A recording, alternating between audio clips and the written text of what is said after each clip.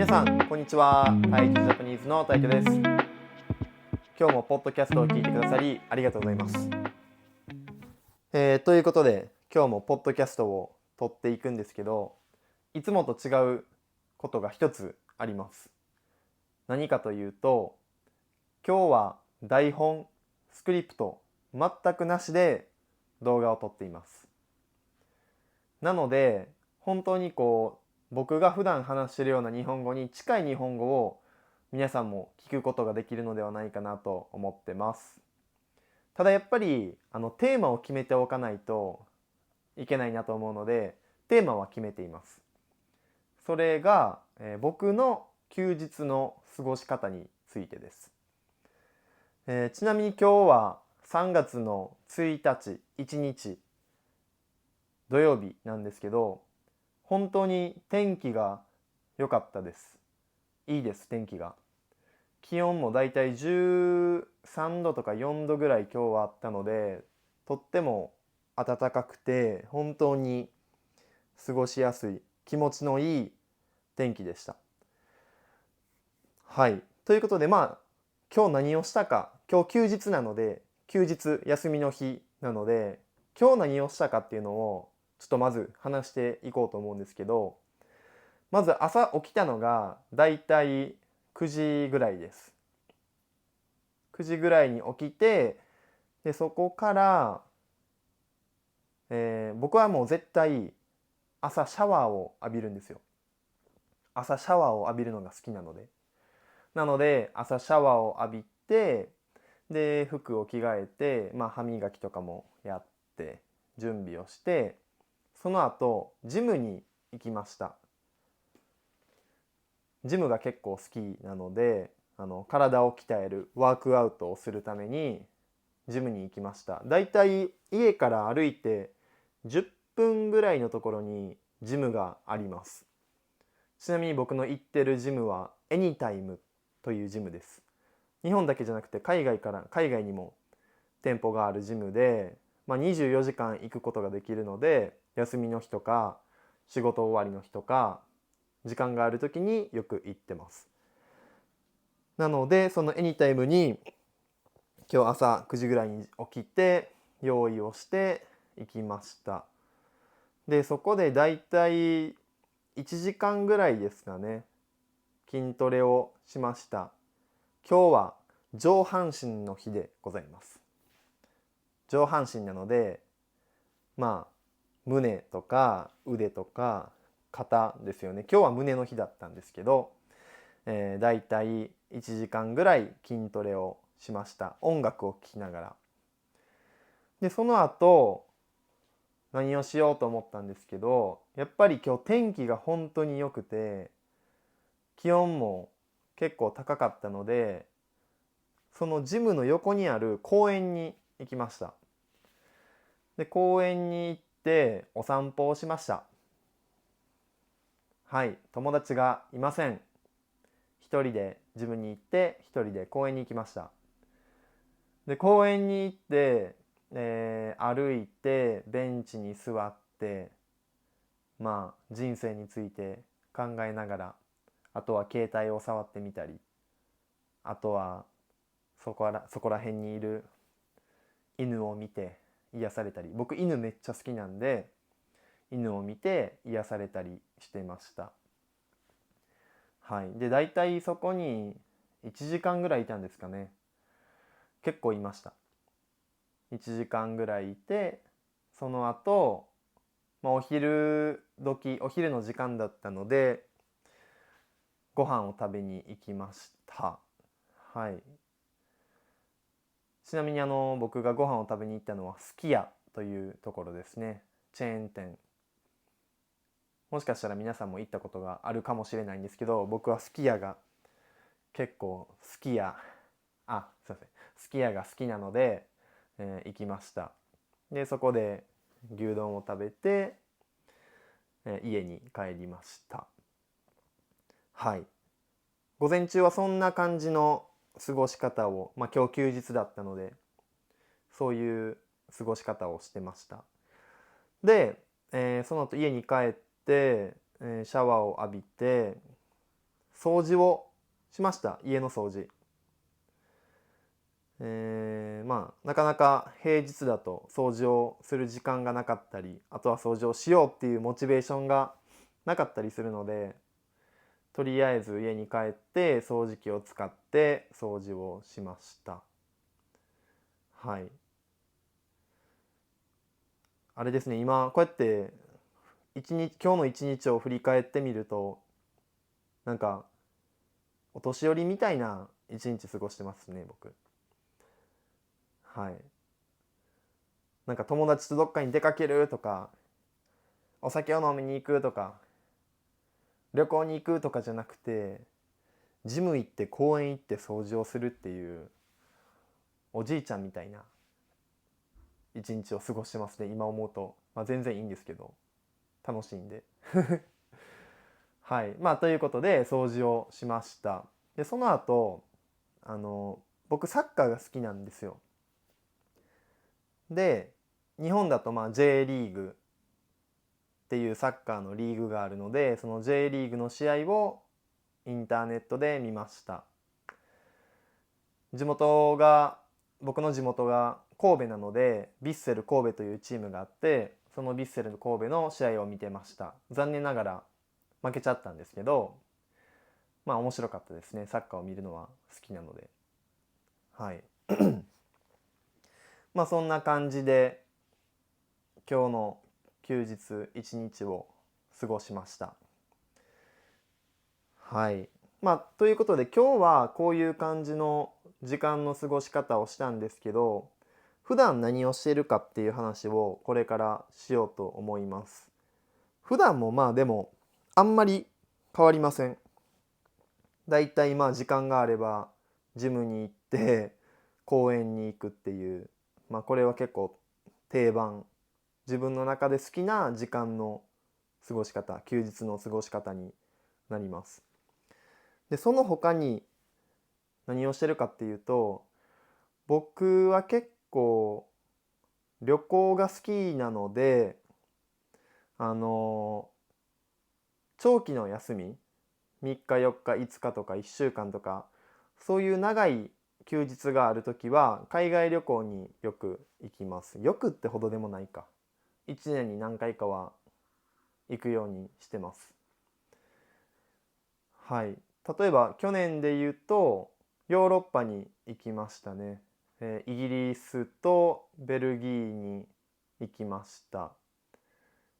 で、あとは中国にも行きましたね。あと台湾か。はい。なので旅行が好きなので、そういうある程度時間が取れる日っていうのは、取れる時っていうのは旅行に行ったりしてます。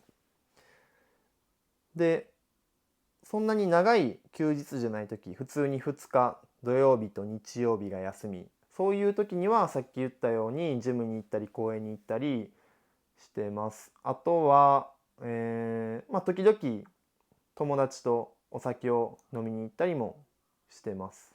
なかなか僕友達がまず多くないっていうのと、その友達たちも結構忙しい友達が多いので、なかなかご飯に行ったり飲みに行ったりっていう機会は少ないんですけど、予定が合えばそういう友達と飲みに行ったりもしてます。だいたいそうですね、恵比寿とか、渋谷はあんまり行かないですね最近。あとは六本木に友達がやってるバーがあるので、そこに行ってお酒を飲んだりしてます。いつか皆さんと一緒にそのバーでお酒を一緒に飲めたら楽しいだろうなと思ってるので、ちょっとそういうのも計画しようかなとは思ってます。はい、すいません、ちょっと話がずれましたけど、そういう風に時間があるときは友達とご飯に行ったり飲みに行ったりもしています。はい、あと何してますかね。あとは、やっぱり何回も言いますけど、僕サッカーが本当に好きなんですよ。ちっちゃい頃からずっとサッカーしてて、僕サッカーを始めたのが5歳とか、本当にちっちゃい時からサッカーをやっていて、でそこから大学卒業するまでずっとサッカーをやっていたので、本当にサッカーが好きで今はどちらかというとサッカーをするっていうよりサッカーを見る方、スポーツ観戦、サッカー観戦に興味があります。はい。なので、インターネットで見ることが多いですけど、チケットが手に入った時、チケットを買った時はスタジアムに行って生でサッカー観戦をしてます。はい。もし日本のサッカー観戦、スポーツ観戦をしたことがないっていう人がいれば、ぜひ行ってみてほしいです。サッカーじゃなくても全然よくて、野球とかでもいいですし、本当に普段なかなか日本人って感情を表に出したり大きい声を出してることって珍しい、なかなか見ないじゃないですか。そういう日本人があれだけ大きな束となってというか集団になって大きな声を出す、感情を表に出すっていうのを見ると結構面白いと思います。はい。あ、なんか日本人でもこういうふうに感情を表に出す瞬間があるんだっていうのですごく楽しめると思うので、ぜひスポーツ観戦はそういう意味でも行ってほしいですね。はい。なのでこういうふうに時間があったり、チケットが手に入った時はスポーツ観戦もしています。こんなところですかね。あとは休日の過ごし方か。あとはカフェに行きますね。カフェが好きなのでカフェに行って友達と喋る。友達あんまりいないんですけど、友達と喋るとか、あとは作業をする、あとは本を読んだり、そういうのも結構しますね。今東京に住んでるんですけど、すごいおしゃれなカフェとか、かわいいカフェが多いので、そういうところに行きます。もしおすすめのカフェとかあったらぜひ教えてください。行ってみます。はい。なのでカフェに行くこともありますね。